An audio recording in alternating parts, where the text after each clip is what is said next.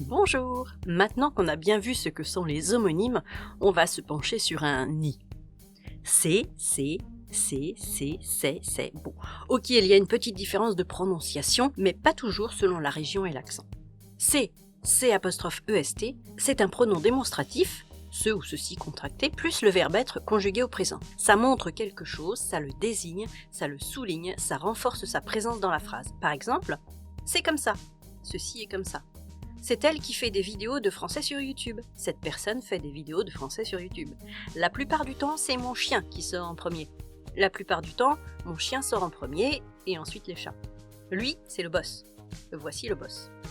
Au pluriel, on utilise ce sont. Ce sont des choses qui arrivent, ce sont les gens qui aiment mes vidéos, qui les partagent, etc.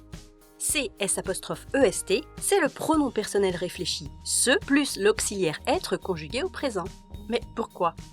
Quand on utilise un verbe pronominal, un verbe avec se devant, comme se raser, se coiffer, s'endormir, se tordre la cheville, etc., et qu'on veut le conjuguer au participe passé, genre je me suis tordu la cheville, tu t'es coiffé, etc., quand on arrive à il, elle, on, il faut écrire C''est.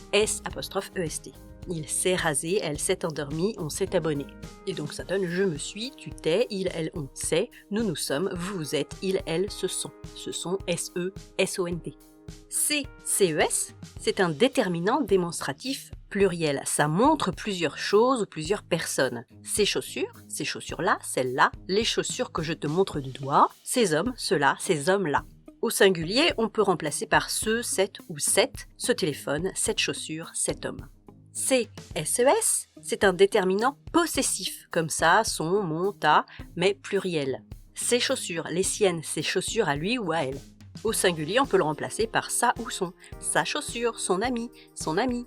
Pour faire simple, C''es et C''es déterminent tous les deux un nom au pluriel, mais quand il y a un C, c'est pour juste les montrer, les désigner, et quand il y a un S, c'est pour dire que ça appartient à quelqu'un.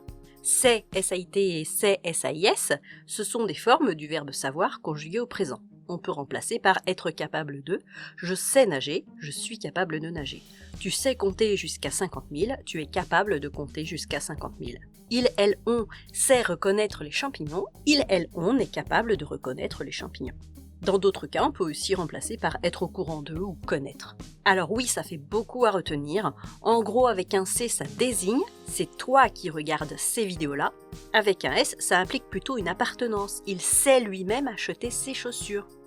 Et puis à côté de tout ça, il y a le verbe savoir qui visuellement est tout de même assez différent. Un petit exercice ? Voici une phrase où tu dois mettre les bons homonymes aux bons endroits. La phrase à trous est en description, copie-colle-la en commentaire et remplis les blancs.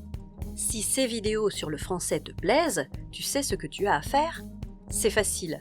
Partage-les à une personne qui sait qu'elle s'est déjà posé des questions là-dessus et qui les partagera à ses amis aussi. À bientôt !